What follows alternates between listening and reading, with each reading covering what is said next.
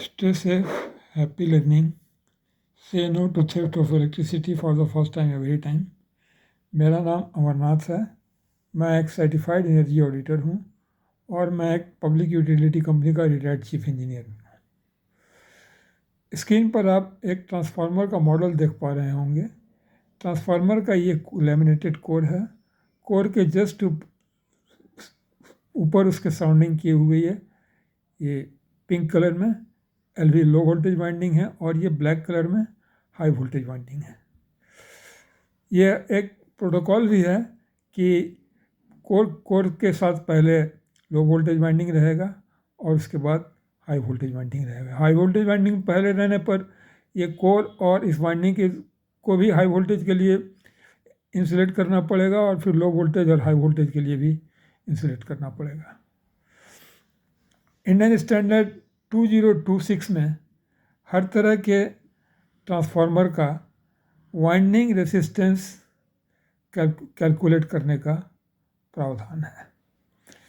यह winding resistance हम एक स्पेशल इंस्ट्रूमेंट के थ्रू करते हैं। जो यह इंस्ट्रूमेंट है इसका 3 फेज का साइमल्टेनियसली इसमें ये ट्रांसफार्मर का HV साइड है, ये LV साइड है। साइमल्टेनियसली तीनों फेज का इसमें हम रेसिस्टेंस पता कर सकते हैं। ये सिंगल फेज का सिस्टम है और ये 3 फेज सिस्टम के लिए ये इंस्ट्रूमेंट उपयोग किया जाता है। ट्रांसफार्मर DC रेजिस्टेंस मेजर करने का मुख्य रीज़न है कि इससे हमें पता चलता है कि जैसे ये वाइंडिंग है, इसमें ये यहाँ यदि कोई ब्रेकेज हो गया, कोई तार यहाँ टूट गया, तो यहाँ से यहाँ जो रीडिंग होगा इन्फिनिटी दिखाएगा। या कुछ तार शॉर्ट कर गए, मान लिया कि ये और ये तार आपस में शॉर्ट कर गए तो रेजिस्टेंस कम दिखाएगा। तो ये फॉल्टी वाइंडिंग, ओपन कनेक्शन और इनकरेक्ट वायरिंग को यह इस DC रेजिस्टेंस टेस्ट के माध्यम से हम जान सकते हैं। तो एक फॉल्ट डिटेक्शन एक रीजन हुआ। दूसरा हुआ performance evolution. DC resistance test से हम ट्रांसफार्मर के पावर रेटिंग और एफिशिएंसी को मेजर कर सकते हैं। रेजिस्टेंस यदि इसका मान लिया कि रेजिस्टेंस R है और करंट I फ्लो कर रहा है, तो लॉस क्या हुआ?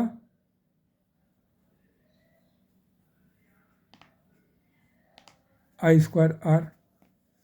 यह लॉस जितना कम होगा हमारे सिस्टम का एफिशिएंसी, तो ये यहाँ सिस्टम हमारा ट्रांसफार्मर है, इसका एफिशिएंसी उतना ज़्यादा होगा।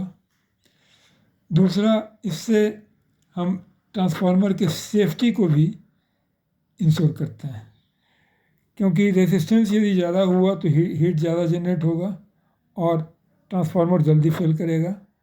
इससे हम इस टेस्ट के माध्यम से हम इसके सेफ्टी ऑफ ऑपरेशन को भी इंश्योर करते हैं।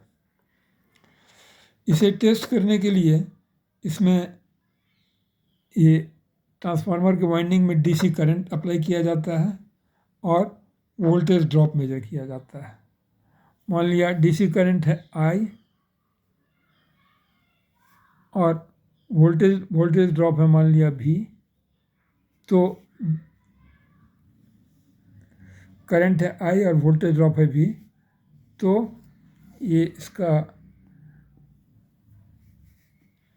V = IR। तो इससे हम वोल्टेज ड्रॉप जो हुआ और करंट जो हुआ R = V/I, इससे हमारा इसका LV साइड का या HV साइड का रेजिस्टेंस हमें पता चल गया। तो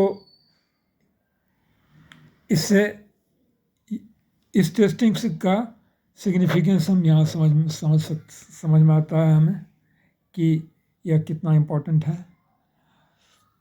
दूसरा होता है कि करंट और voltage leads are connected to the test set. ये इसकी करंट और वोल्टेज लीड हैं, वो टेस्ट सेट से कनेक्ट होंगे। इस टेस्ट के बाद इस सिस्टम को डीमैग्नेटाइज कर दिया जाता है।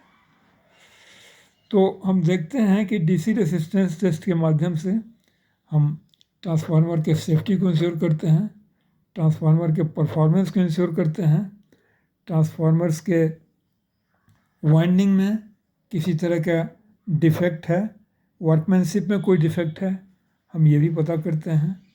तो डीसी रेसिस्टेंस टेस्ट हमारे लिए बहुत ही इम्पोर्टेंट है, वाइटल है। और IS इंडियन स्टैंडर्ड IS 2026 ये प्रोवाइड करता है हर तरह के ट्रांसफार्मर के रेसिस्टेंस के, डीसी रेसिस्टेंस के टेस्टिंग के लिए। प्लीज़ इस वीडियो में इतना ही। इस चैनल को सब्सक्राइब करें, वीडियो को लाइक करें, कमेंट करें और कोई प्रश्न हो तो निसंकोच पूछने का कष्ट करें। Thank you very much.